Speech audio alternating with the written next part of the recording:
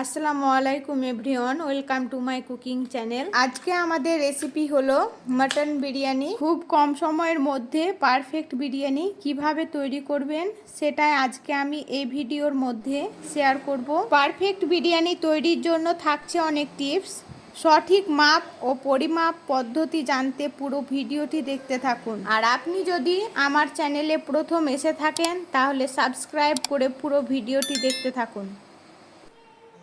এখানে আমি কিছু উপকরণ নিয়েছি, সেগুলি আগে দেখে নিন। তেজপাতা, শুকনো লঙ্কা, জায়ফল, বড় এলাচ, গোটা গোলমরিচ, মৌরি, গোটা ধনে, গোটা জিরে, দারচিনি, ছোট এলাচ, লবঙ্গ, আদা, লঙ্কা, রসুন, 4টে আলু ও পেঁয়াজ। এবার আলু সেদ্ধ করে নেব, তার জন্য ওভেনে প্যান চাপিয়ে দেব। আর এইদিকে আদা, লঙ্কা ও রসুন পেস্ট করে নেব। এবার একটা স্পেশাল মশলা তৈরি করে নেব, তার জন্য কড়াইয়ে এই মশলাগুলো দিয়ে দেব। তারপর 2 থেকে 3 মিনিট মশলাগুলো ভেজে নেব।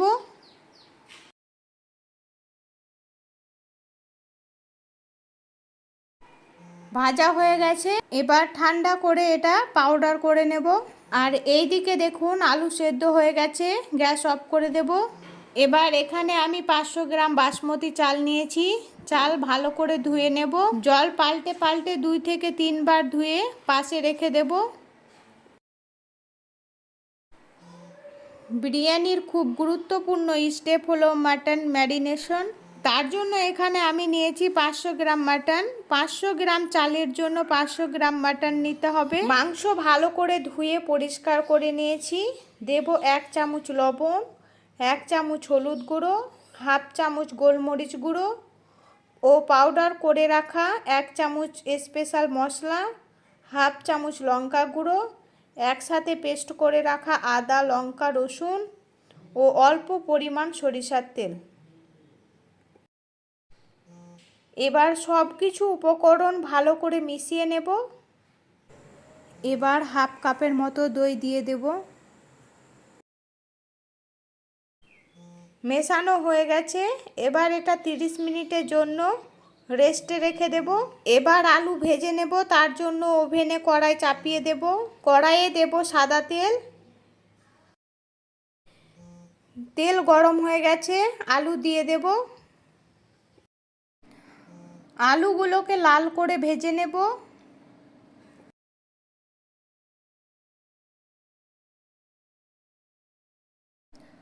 আলু লাল করে ভাজা হয়ে গেছে, তুলে নেব।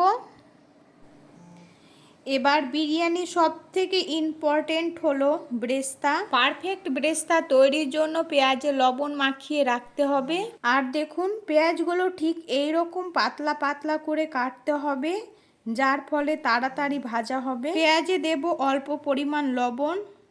লবণ পেঁয়াজের সাথে ভালো করে মাখিয়ে রেখে দেব। এইভাবে লবণ মাখিয়ে রাখার ফলে পেঁয়াজের ময়েশ্চার বেরিয়ে যাবে, যার ফলে ব্রেস্তা ভাজতে কম সময় লাগবে। এবার পেঁয়াজ ভেজে নেব, তার জন্য তেলে পেঁয়াজ দিয়ে দেব। পেঁয়াজ ব্রাউন কালার করে ভেজে নেব। পেঁয়াজ ভাজা হয়ে গেছে, তুলে নেব।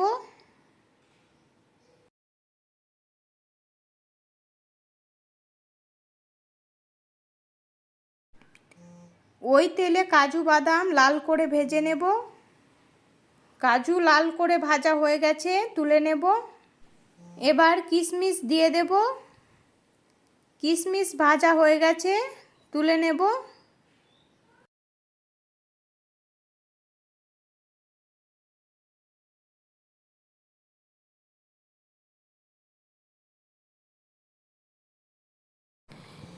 এরপর কড়াই থেকে তেল ঢেলে নিয়ে আবার কড়াই চাপিয়ে দেব। কড়াইয়ে দেব 4 থেকে 5 চামচের মতো ঘি। তারপর ম্যারিনেশন করে রাখা মাটন ঘিয়ে দিয়ে দেব। এবার একটু নাড়িয়ে চাড়িয়ে একটা পাত্রে তুলে নেব।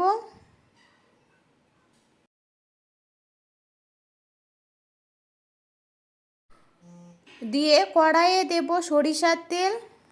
তেল গরম হয়ে গেছে, পেঁয়াজ কুচি দিয়ে দেব।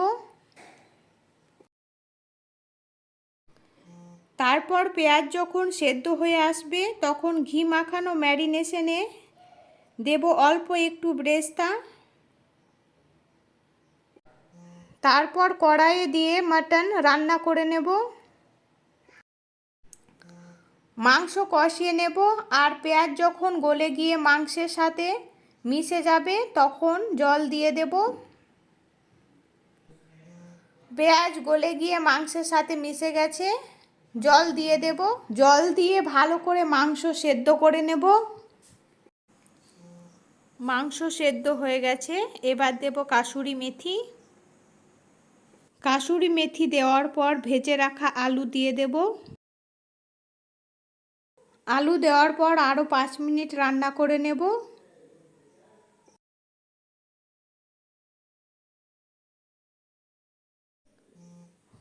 মাংস রান্না করা হয়ে গেছে, এবার চাল সেদ্ধ করে নেব। চাল সেদ্ধ করার জন্য ওভেনে জলসহ হাঁড়ি চাপিয়ে দেব।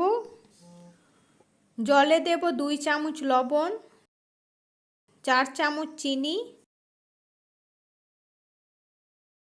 গোটা গরম মশলা, 2টো তেজপাতা ও সাদা তেল। এখানে লেবুর রস ও ধনেপাতা কুচি ও দিতে পারেন। এবার ঢাকা দিয়ে জল ভালো করে গরম করে নেব।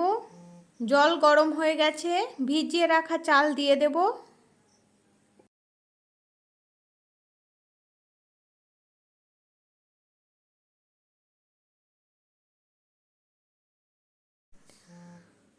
তারপর আবার ঢাকা দিয়ে চাল 80% সেদ্ধ করে নেব। চাল সেদ্ধ হয়ে গেছে, ফ্যান ঝরিয়ে রেখে দেব।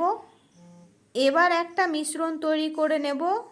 তার জন্য একটা বাটিতে হাফ বাটি দুধ নিয়েছি। দুধে দেব 3 থেকে 4 ফোঁটা মিঠা আতর ও কেশর। এবার সব শেষের স্টেপ হলো দমে বসানো। বিরিয়ানি দমে বসানোর জন্য একটা পাত্র নিয়েছি। পাত্রে দেব 3 থেকে 4 চামচের মতো ঘি, আর দেব রান্না করে রাখা মাংসের গ্রেভি।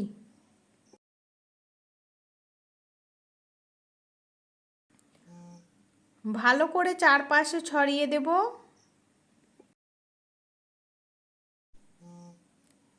এরপর দেব কিছুটা পরিমাণ মাংস। এবার মাংসের উপর রাইস দিয়ে দেব।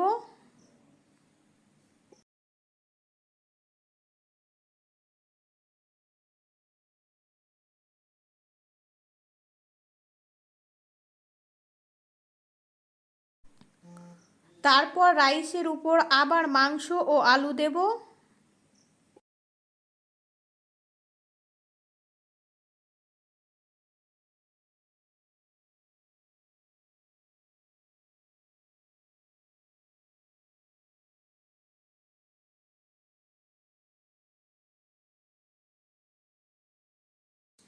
মাংস ও আলু দেওয়ার পর দেব 1 চামচ গুঁড়ো করে রাখা ভাজা মশলা, কিশমিশ, কাজু, ব্রেস্তা ও বিরিয়ানি মশলা।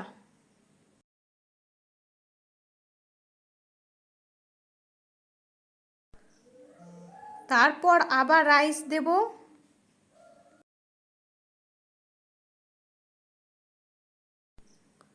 রাইস দেওয়ার পর সবশেষে উপরে দেব বিরিয়ানি মশলা, কাজু কিশমিশ, ব্রেস্তা,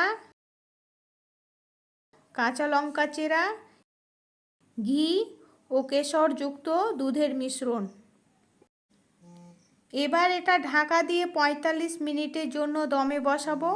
উপরে চাপা দিয়ে লো ফ্লেমে 45 মিনিটের জন্য রেখে দেব। 45 মিনিট পর ফিরে আসলাম। দেখুন কত সুন্দর ঝরঝরে হয়েছে, আর দেখুন তলায় লেগে যায়নি। সাথে মাংস ও আলু খুব ভালো করে সেদ্ধ হয়েছে। আপনারাও বাড়িতে এইভাবে খুব কম সময়ের মধ্যে মাটন বিরিয়ানি তৈরি করে দেখবেন এবং কেমন হয়েছে সেটা কমেন্ট করে জানাবেন। সম্পূর্ণ ভিডিওটি দেখার জন্য ধন্যবাদ।